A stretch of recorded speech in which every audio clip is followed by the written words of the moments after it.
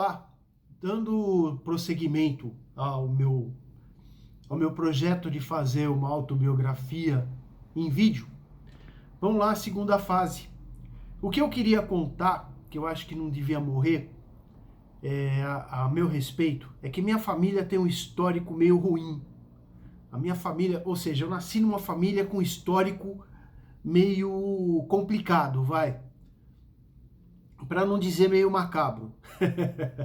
Então, eu vou contar agora uma das histórias que a minha avó contava da bisavó dela, ou seja, minha tataravó, lá na Itália. A minha tataravó, ela nasceu numa família rica na época. Então veja, eu estou te contando o que a minha avó contava para a família, né? Então, e essa história eu acho legal não deixar morrer. Seria então a bisavó da minha avó, minha tataravó.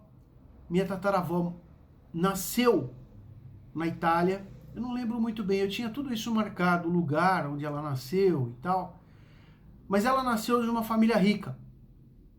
O pai dela tinha uma fazenda e essa fazenda produzia 3 coisas. Era uva, cereja e azeitona. Era o que ele produzia. Então eles tinham até brasão de família. Era um negócio bacana. E quando a minha tataravó nasceu, uma das mulheres da fazenda, que trabalhava na fazenda, uma colona, teve gêmeos. E naquela época o parto era muito difícil. Então quando nasceu os gêmeos nasceram com vida, mas a mulher morreu no parto.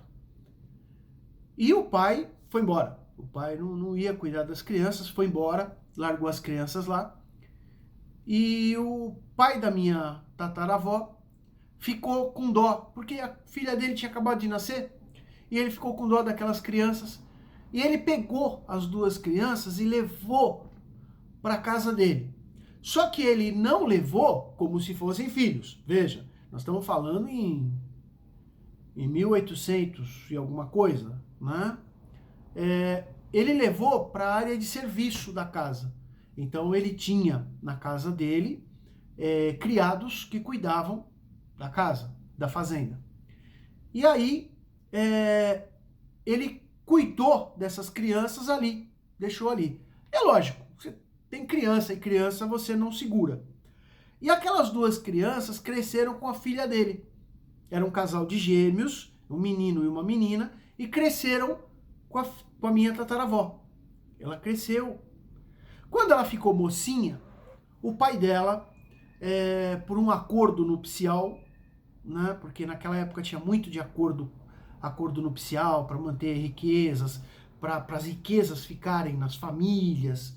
Então, o pai dela tratou do casamento dela com o filho de um outro fazendeiro muito próspero da região. E ela não aceitou. Ela era mocinha, não aceitou o compromisso. Porque ela era apaixonada, ela se apaixonou pelo gêmeo, pelo menino. Ela dizia que ela era apaixonada pelo gêmeo e ela queria casar com ele, não queria casar com quem o pai arrumou. E é lógico, naquela época isso não existia. Naquela época o pai fazia esse planejamento, aliás não é só no Brasil, né? Aliás não é só na Itália, tinha em outros países também, a família que cuida disso. Mas então fizeram a reunião dos dois e os dois iam se casar. E ela não aceitava de jeito nenhum.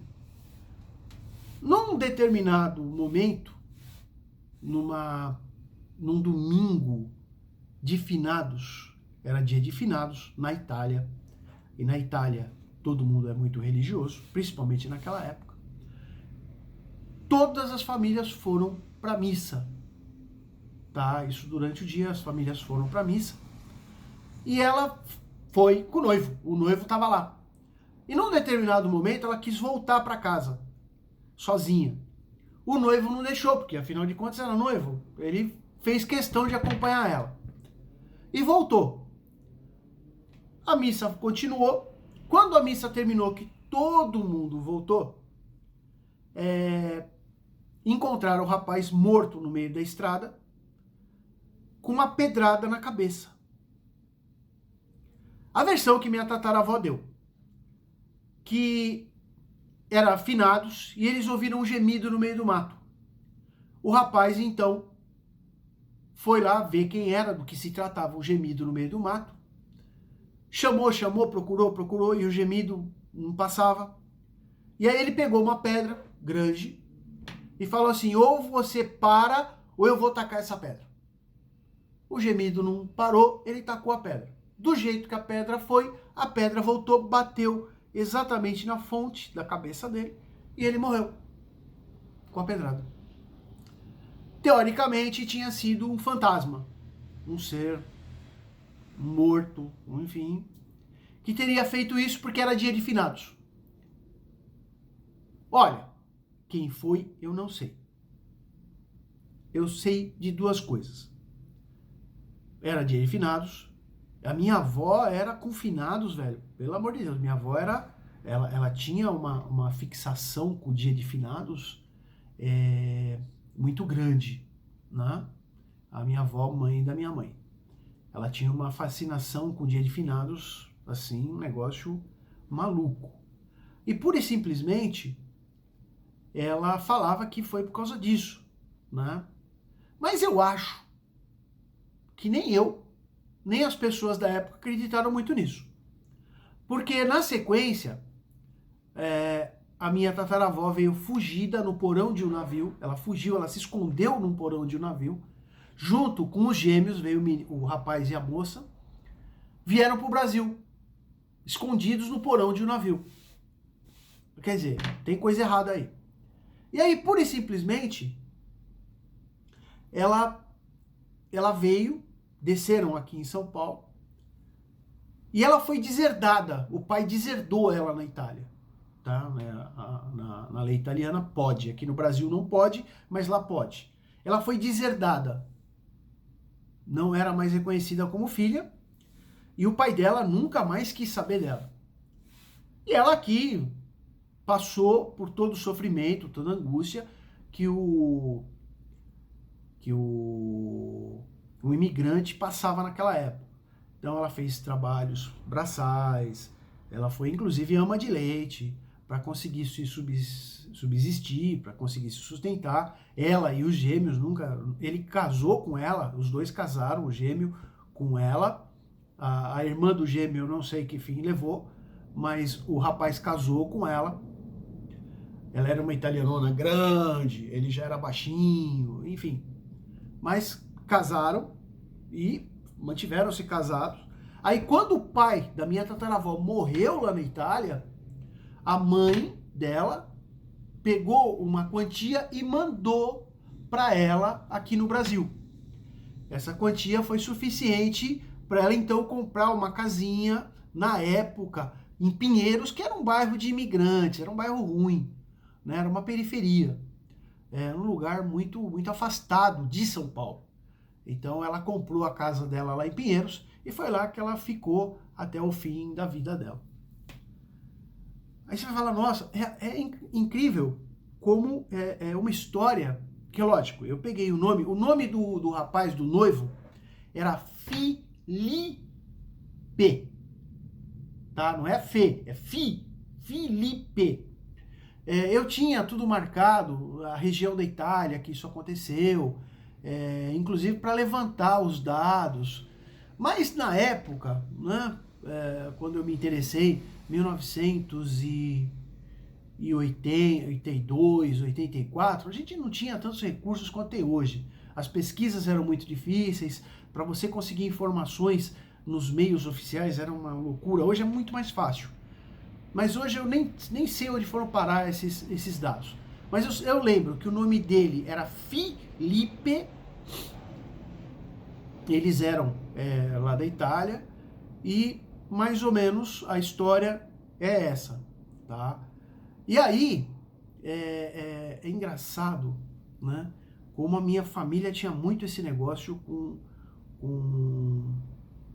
o sobrenatural, assombração, até porque naquela época as pessoas eram mais ligadas a isso.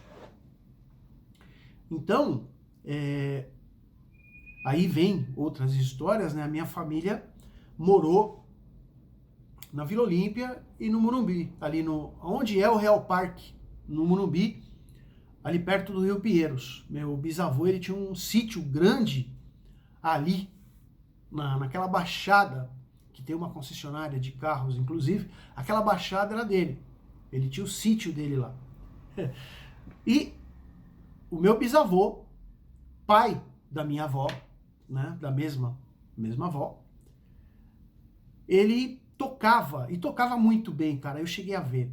Ele tocava na sanfona harmônica, ele tinha uma harmônica, a coisa mais linda. Ela não tinha teclado, ela tinha os botões vermelhos, ela era branca e vermelha. Era dele, ele tocava, e ele animava as festas dos italianos, porque o Brooklyn naquela época era uma colônia italiana, tinha muito italiano, e ele animava as festas, ele tocava tarantela, eu vi ele tocar tarantela, a coisa mais linda. E aí, ali no Rio Pinheiros, onde é a ponte do Morumbi, a ponte antiga ainda está lá, né? Pena que eu não tenho os recursos que eu gostaria de ter, senão eu colocaria aqui nesse vídeo as fotos da ponte do Morumbi, a velha, a ponte velha, em arco, a coisa mais linda. Então, ele morava do outro lado do rio, atravessava o rio à noite, e vinha até o Brooklyn e animava as festas, e ele bebia pra caramba, bebia bastante. E aí, ali, naquela baixada, o Rio Pinheiros, ele era um rio limpo, por incrível que pareça, era um rio sinuoso, e era um rio que tinha muita atividade ali, o pessoal andava de barco e tal, e eu não vou saber precisar o ano, tá? O Morumbi tem muitas histórias também muito bacanas daquela região. E pura e simplesmente ali morreu uma moça. Ela casou e ela foi tirar fotos, né, num barco. Não sei por que ela foi tirar foto no barco, tá? Mas ela estava vestida de noiva e estava no barco. E ela foi tirar fotos em pé no barco. A ideia não é muito boa, não. E conforme o barco andou, ela caiu. E é lógico, aquela roupa fina, encharcada, puxou ela para baixo e ela morreu afogada. Não conseguiram salvar a moça. E diziam, naquela época, que se você parasse em noite de névoa, que fica aquela névoa, o pessoal mais antigo viu, o pessoal novo não viu, mas ficava aquela névoa em cima da água. Então, se você parasse de madrugada lá, naquela névoa, e ficasse chamando por ela saía da água e vinha na sua direção. E meu bisavô era italiano. Era um italiano de 1,80m, 1,80m e pouco. Forte. Italianão.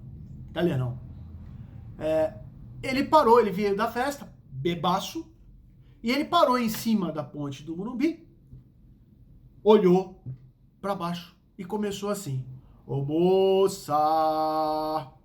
moça, cadê você? Eu quero te ver. Ô moça, vem cá pra mim, eu quero te ver.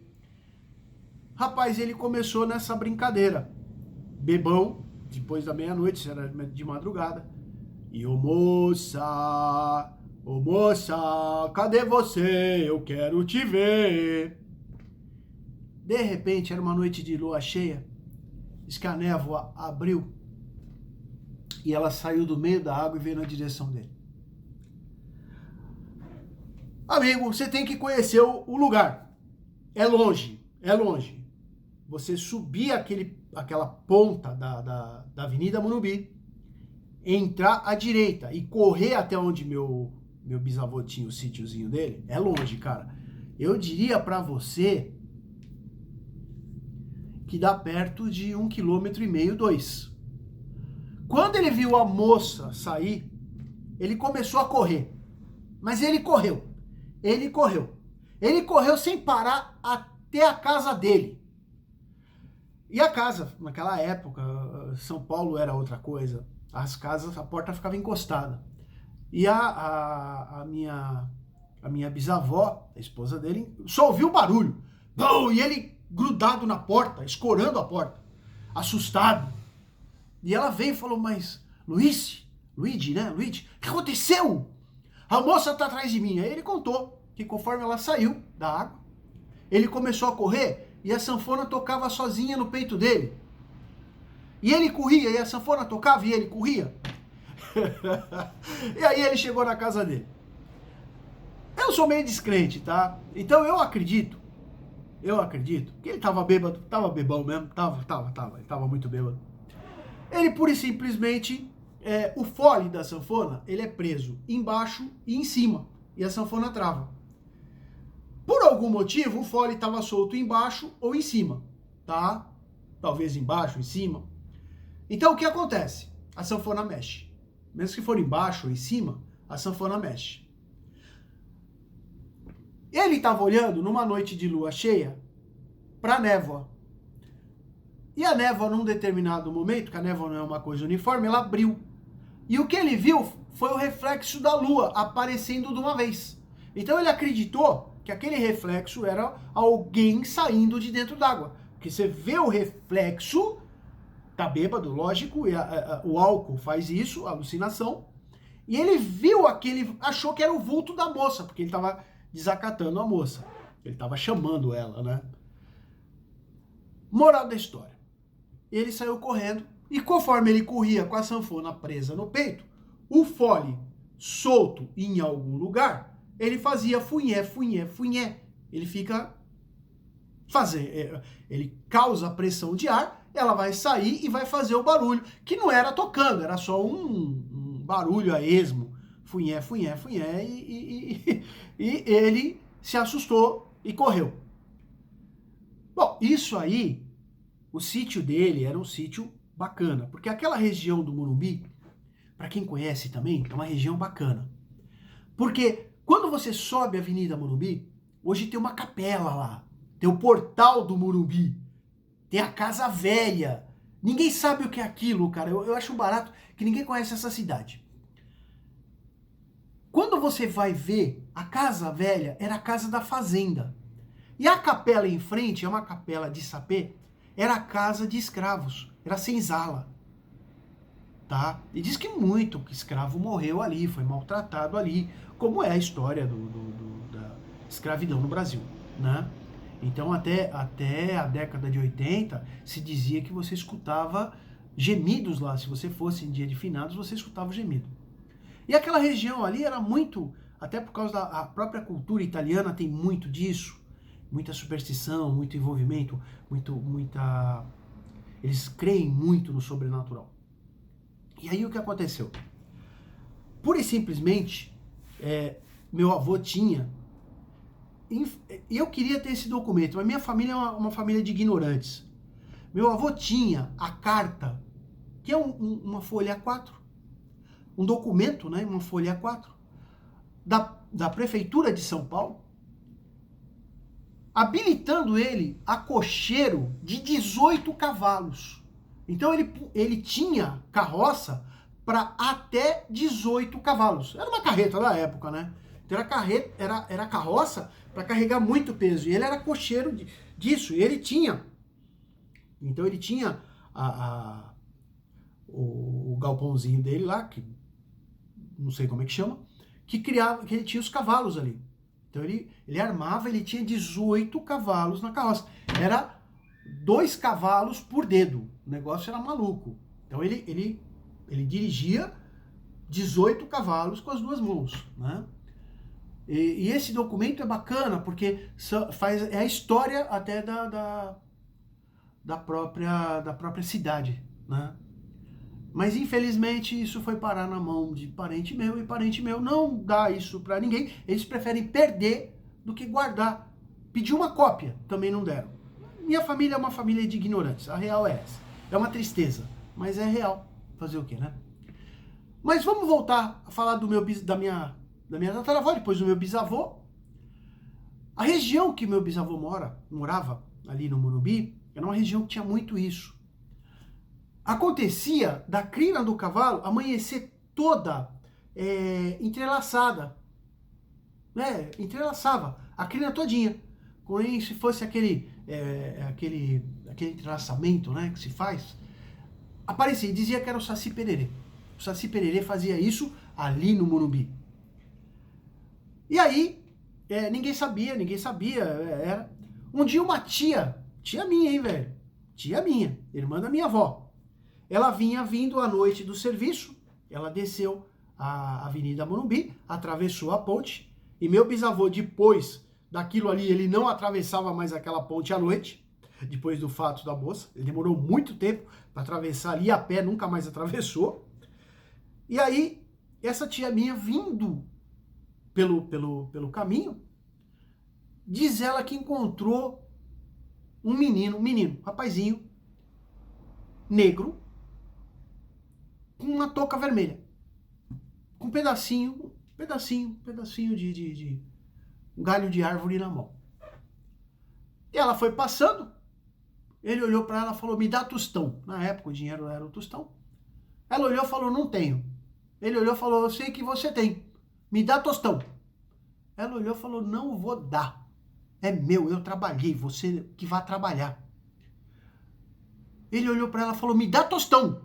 Ela falou, não vou dar. Ela parou para discutir com o cara, olha que maravilha.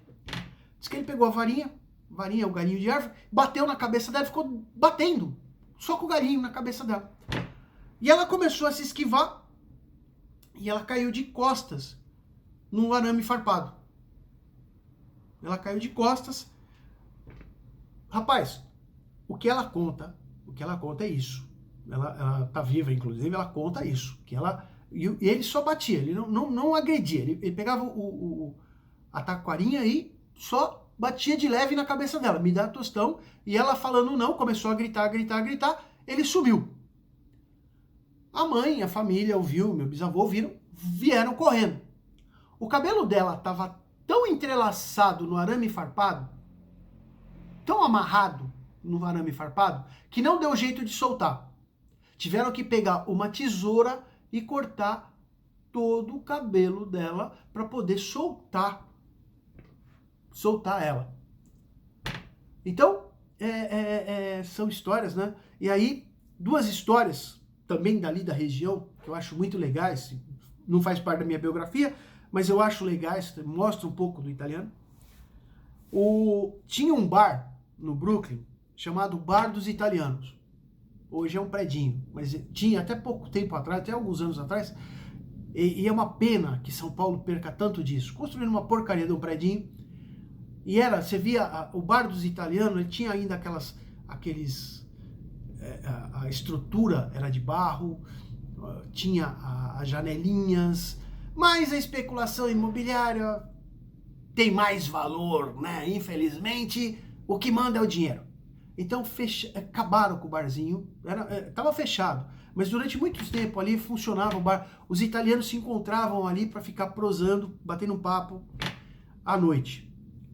E aí tinha essa história da capela do Morumbi, né? Subindo ali a Avenida Morumbi, tinha um taquaral, um monte de eucalipto, era uma estradinha. E o pessoal estava contando que tinha um fantasma lá. Tinha um fantasma.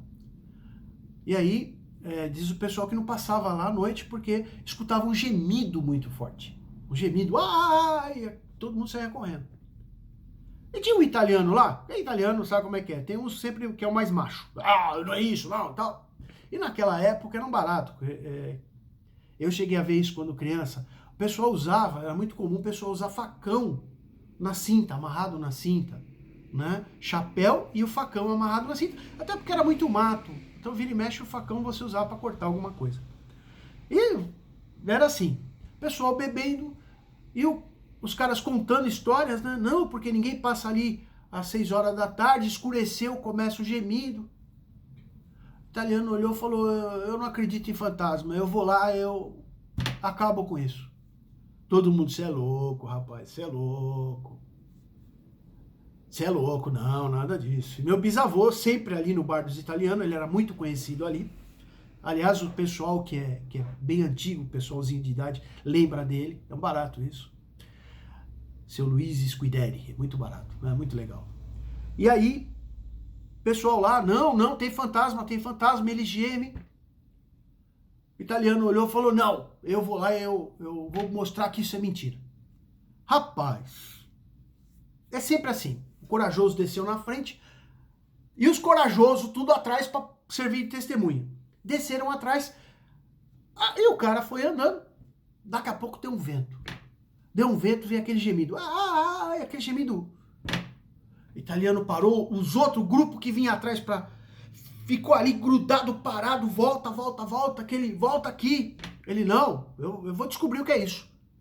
Aí ele ficou ali parado, olhou para um lado, olhou para o outro, olhou para um lado, olhou para o outro. Aí daqui a pouco deu o vento de novo, deu aquele gemido. Deu o gemido, ele entrou no meio do mato correndo. E todo mundo gritando, volta aqui, você vai morrer e tal. Aí, sem vento, daqui a pouco começaram a escutar o gemido. Ai. Ele voltou. Falou, ó, quem tá com facão me empresta que eu vou matar esse fantasma agora. Eu vou matar esse fantasma agora. Todo mundo, você é louco, você vai matar um fantasma? Como? Aí, ele passou a mão no facão, alguém emprestou um facão pra ele.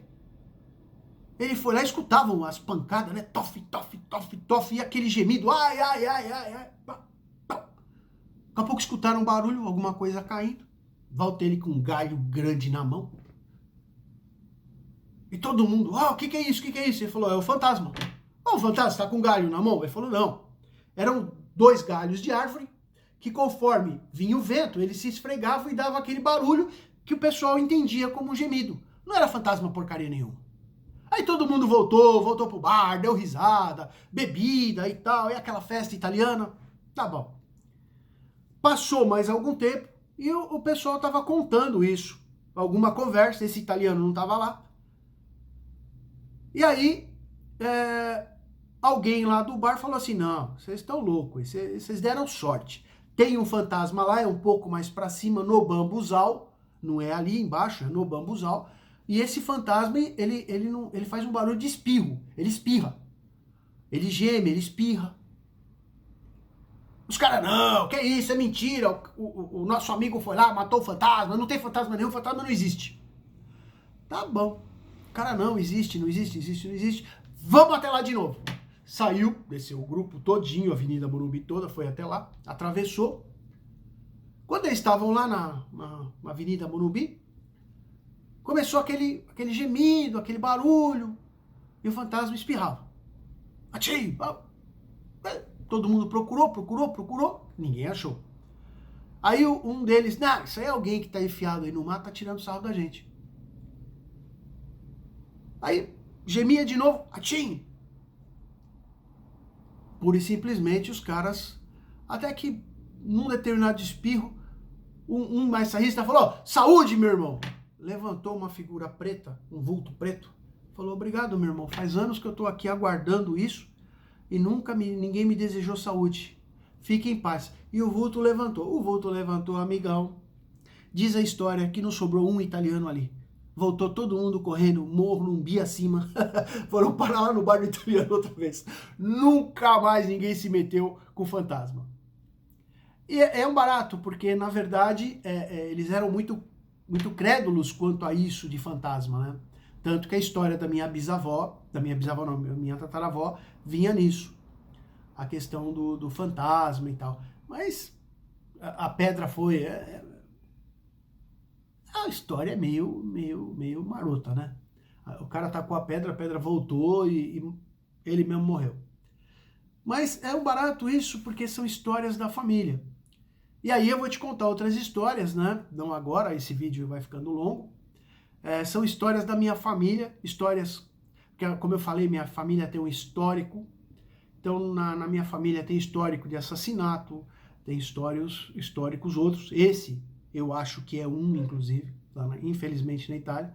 Você vê, o cara, ele foi fazer o bem para 2 crianças e no fim ele condenou a própria história dele, porque ele deve ter ficado muito mal com a família do rapaz que morreu, né? Deserdou a filha veio fugida para o Brasil. Então você vê, uma coisa boa, né? Diz que a vida imita a arte, mas eu acho que a arte imita a vida. Uma coisa boa que foi feita, virou uma fatalidade, é uma história de família. E aí, nesse prefácio, eu vou te contar outras histórias que vão, não só da família da minha mãe, mas da família do meu pai, também tem. antes de entrar na minha história propriamente dita. E infelizmente, parece que não, mas tem muito disso. Muitas vezes até eu fiz o bem e recebi o mal na cara, e é o que infelizmente parece que acontece. Espero que vocês tenham gostado. Até a próxima.